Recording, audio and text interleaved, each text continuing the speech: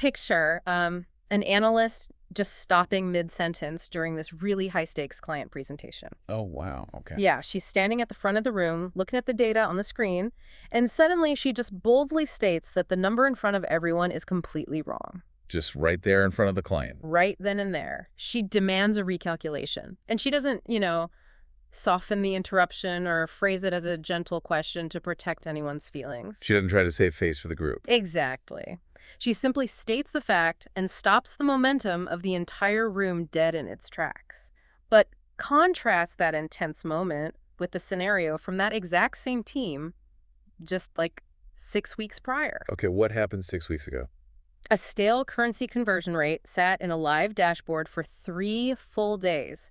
4 different people on that team noticed it in passing conversation, and not a single one flagged it in a formal review. No one brought it up to the person responsible for the dashboard at all. Nope, they all just ignored it. See, the mechanics driving that stark contrast reveal this really hidden operational reality in the workplace. And it revolves around a concept we rarely, want to admit. Which is? Camaraderie frequently acts as a direct tax on accountability. Wait, camaraderie is a tax? Yeah, think about it. The standard of quality within any team quietly slides to the exact point where the last person stops pushing back. So think about the timeline of a team. On day one, when everyone is a stranger, standards are usually very high because correcting someone carries zero social risk. There's no relationship equity to lose. Right. You don't know them, so you don't care if they get a little annoyed. Exactly. But by day 100, you know your coworkers' kids' names, they were stressed about a mortgage, they had a rough morning. Yeah, you're invested in them personally. Right. So in that scenario, with the stale currency rate, the analyst who owned that specific number was highly well-liked. Correcting a well-liked colleague suddenly feels like a personal attack, rather than just, a professional correction. The emotional cost of speaking up just becomes too high. Precisely. People hesitate, the team remains silent, and the standard degrades. Working through this idea, it's almost exactly like living with a roommate where you decide to ignore the dirty dishes stacking up in the sink just to keep the peace. Oh, that's a perfect analogy. Because you value the warmth of the relationship over the cleanliness of the apartment. You think you're doing a good thing by not nagging them, right? Yeah, you're trying to be the chill roommate. But because you keep ignoring the dishes, they keep ignoring the dishes, and suddenly, you're both living in a dump.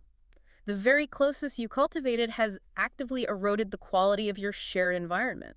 It's a strange paradox where closeness actively destroys quality. Which is crazy because we are always told to build closeness at work. We are. But that paradox is exactly what happens when teams prioritize harmony over accuracy. The team from your dashboard example didn't change its members. They just grew closer over time. And that closeness made it increasingly difficult to raise issues. Right, it constantly raises the cost of staying quiet until they finally hit a breaking point. The transition from silence to that analyst stopping the presentation mid-sentence, that represents the exact moment.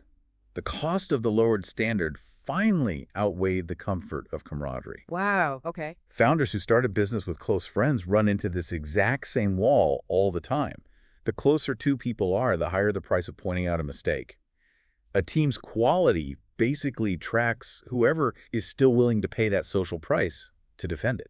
So if camaraderie masks our actual standing and it makes people hesitant to speak honestly, then relying on superficial warmth to gauge your professional reality becomes incredibly dangerous. Very dangerous. We have to bypass these generic platitudes about, building a friendly culture and replace them with granular operational tactics. Like, if you're listening and you can't trust a friendly tone, how do you objectively figure out where you stand with someone? You have to turn this into a hard data point. How do you do that? How do you read a room without relying on that easily faked warmth?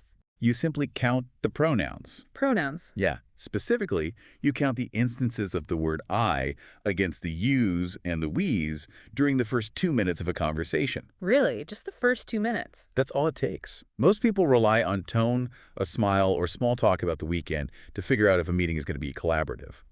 But tone is incredibly easy to perform. That's true. Anyone can fake a smile. Exactly. It's a surface-level behavior. Someone can smile brightly while completely shutting down your ideas. Pronoun usage, on the other hand, requires far too much cognitive load to fake in real time. Because they're focusing on the content of what they're saying. Right. A person cannot easily track and alter their foundational sentence structure while simultaneously trying to dictate complex information or remember their agenda points. Okay, if you're listening to this right now, you might be thinking about the logistics of this. Like, are you supposed to sit in a check-in making tally marks on a notepad while your manager is talking? No, no, don't do that. Right, it's really more of an environmental scan. Like if you sit down and the other person's language is immediately heavy on phrases like, I need, or I want, or Then the meeting is entirely about the speaker. exactly. The high density of the word I means there is absolutely no space for you to push back or contribute meaningfully, regardless of how warm or friendly their tone sounds. You should stop trying to read warmth into a meeting that will never offer any real collaboration. Just focus on delivering exactly what they're dictating. Conversely, if the density of you and we is higher, with phrases like your read on this or how should we handle it, the room actually has space for you in it. What is highly practical here is how the pronoun count tells you everything you need to know before the meeting even reaches its main topic, It strips away all that emotional guesswork. and replaces it with a hard, observable metric.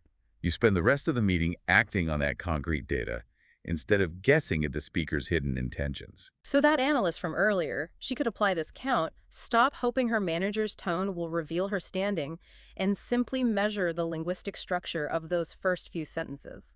Exactly. The brain defaults to its true baseline syntax when under pressure, making this a highly reliable diagnostic tool. Wait, let me play devil's advocate here for a second. Sure, go for it. What if a manager is simply weaponizing the word we? Weaponizing it. How so? Imagine a manager leaning in and saying, we need to do better on these reports when they actually just mean you need to do better. The pronoun is technically plural and it sounds like a team effort, but the intent is entirely dictatorial. Doesn't that break the metric? It doesn't break the metric when you look at the operational difference between dictation disguised as collective responsibility and genuine actionable space. Okay, break that down for me. The key is analyzing whether the pronoun usage actively invites you into the framework of the solution. When a manager says, we need to do better, they are placing a demand on you using a collective mask. There's no invitation there. Right, it's just a command with a polite word slapped on it. Exactly. However, if they say, what do we need to change in our workflow to improve this? They're using the collective pronoun to invite your active participation in designing the actual solution. I see. The metric holds up perfectly when you observe whether the we creates a clear opening for your input, or if it simply hands you a closed directive wrapped in a polite word. Okay, that makes perfect sense. You look for the invitation. Always look for the invitation. So once you understand your environment through these metrics and establish that you actually have space to operate, you have to figure out how to respond when things inevitably go wrong. Which they always do. Right. When a colleague makes a visible mistake, the immediate instinct is to smooth it over. You want to jump in, tell them not to worry, remind them that everyone makes mistakes. You just want to kill the awkwardness hanging in the room. Exactly. But we need to deconstruct empathy from a vague, warm concept into 3 distinct operational levels, because that instinct to smooth things over is usually destructive. Highly destructive. Let's talk about level 1. Level 1 is recognition. Just noticing it. Yeah, this is simply noticing the physical and verbal cues of emotion. When the analyst realizes mid-sentence that their presented number is wrong, their voice drops. They might cross their arms, look down, or go completely quiet for the rest of the call. Recognizing that physical shift is level 1. Unfortunately, this is where most standard advice about workplace empathy stops.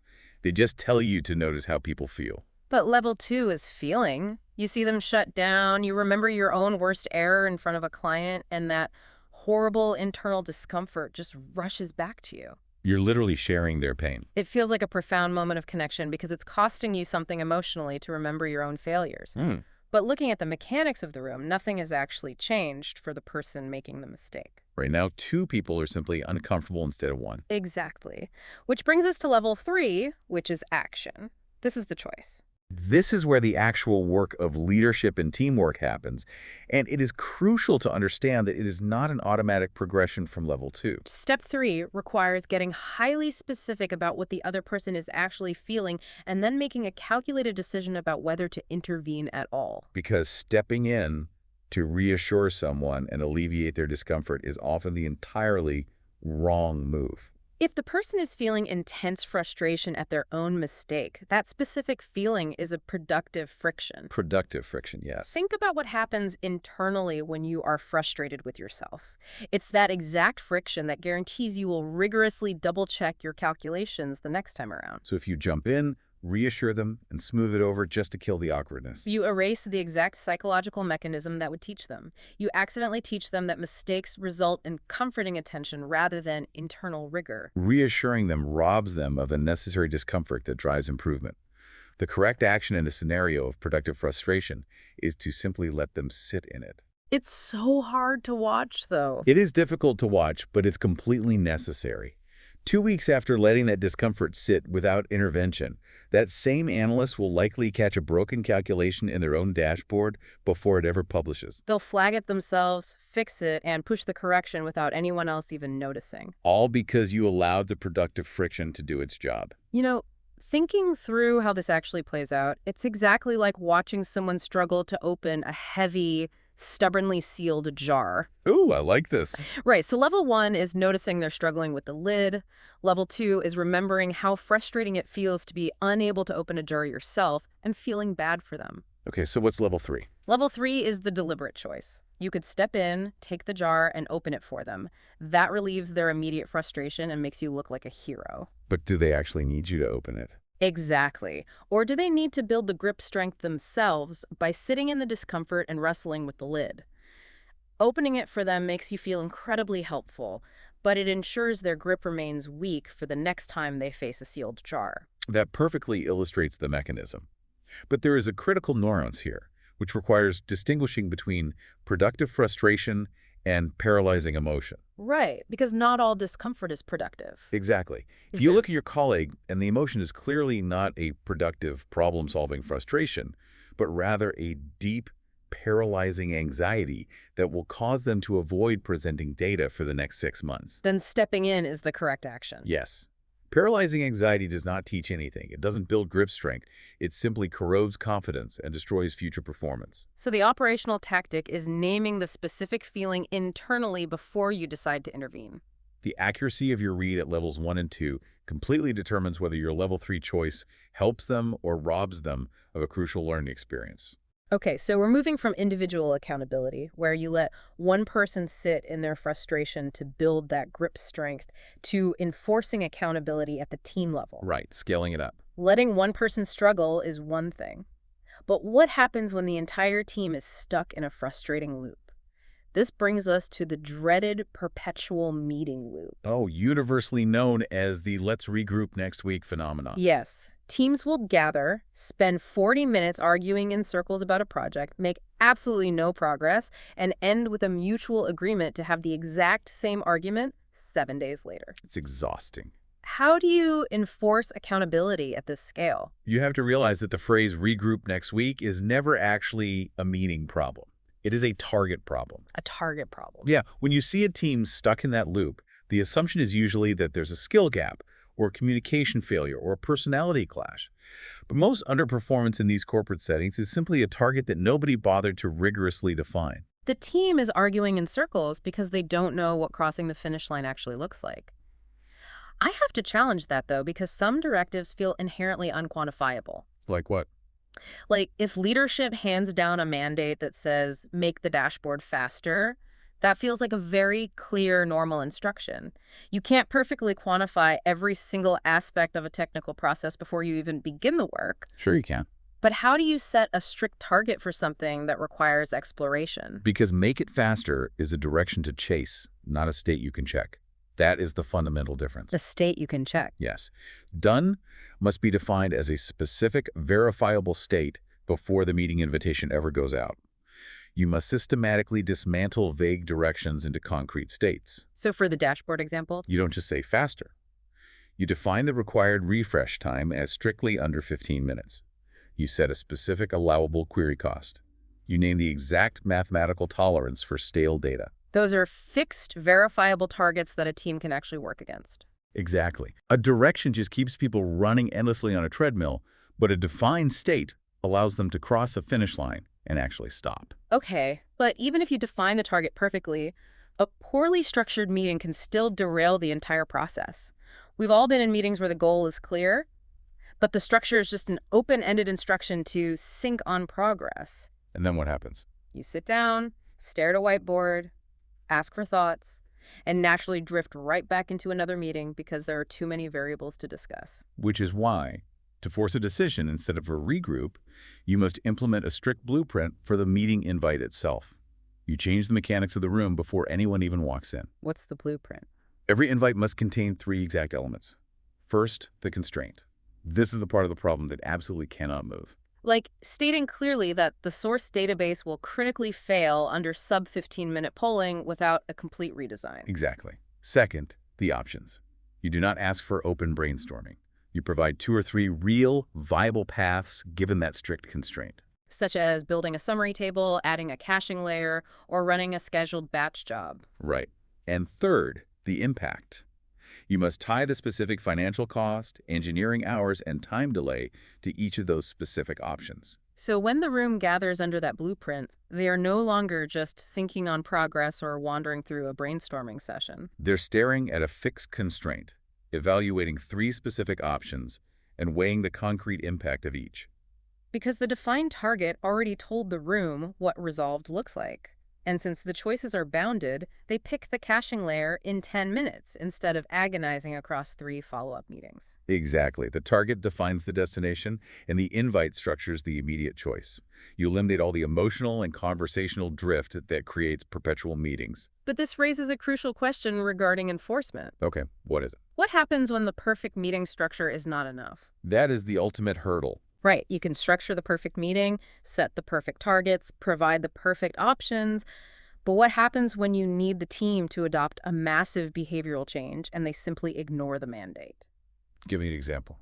Imagine a data team that completely ignores a top-down memo instructing them to migrate their scripts into a version-controlled repository with formal code reviews. Oh, that happens all the time. 3 months pass and absolutely nothing moves. The team hates new software, they claim their pipelines are different, and they invent a dozen excuses. Right, so what do you do? The solution here is not to schedule another flawlessly structured meeting to yell at them. The solution is to shrink the ask until saying yes takes 0 effort. So instead of a massive migration. The mandate changes from adopt complex pull request reviews to simply save today's script in the shared network folder. See, the operational check for any requested behavioral shift is asking yourself whether someone can say no to the ask and still look reasonable to their peers. If saying no requires them to invent an excuse, the ask is simply too big. Right. Adopt pull request reviews requires changing entire daily workflows, learning new software, altering timelines. That provides a dozen entirely reasonable excuses to delay or debate the mandate. But changing the ask to save one file in a shared folder where everyone can see it requires one click of a mouse. Defending a refusal to do that makes a person look profoundly unreasonable and stubborn. You bypass their natural resistance by making compliance easier than objection. And this tiny shift creates a brilliant, invisible enforcer. Moving those daily scripts to a centralized shared folder didn't force anyone to conduct formal code reviews. Nobody was mandated to check anyone else's work. But what did it do? It created an audience. Yeah. When work suddenly becomes visible to the rest of the team, the audience naturally does the enforcement work that top-down mandates usually fail at. Humans care deeply about their social standing and how their work is perceived. So one analyst notices a query sitting in the folder looks slightly off and leaves a casual comment. Exactly. Someone else realizes their code is visible, gets nervous, and asks a peer for a second set of eyes before shipping a high-stakes report. People start naturally checking each other's work simply because it's sitting right there in the open. The team reviewing every script never actually signed up for a formal code review process. They just took a step that was too small to say no to, and the complex process built itself entirely organically. Looking at everything we've discussed today, all of these tactics share a single underlying thread. What's that? They strip away the emotional guesswork of the workplace. Measuring pronouns provides a concrete metric for room dynamics instead of relying on performative warmth. Weaponizing discomfort replaces the vague urge to comfort someone with a precise tool for building their individual capability. Strictly defining done replaces endless discussion with binary, verifiable outcomes. And shrinking asks replaces massive friction with environmental inevitability. You're replacing reliance on fickle human willpower and emotional intuition with cold, functional mechanics that actually drive results. So, if visibility and the mere presence of an audience do the heavy lifting that willpower and top down mandates consistently fail at, what other invisible behavioral rules in your own life are you trying to force through sheer discipline? Where are you fighting a losing battle against your own habits when you could just tweak your environment to make the right choice completely inevitable?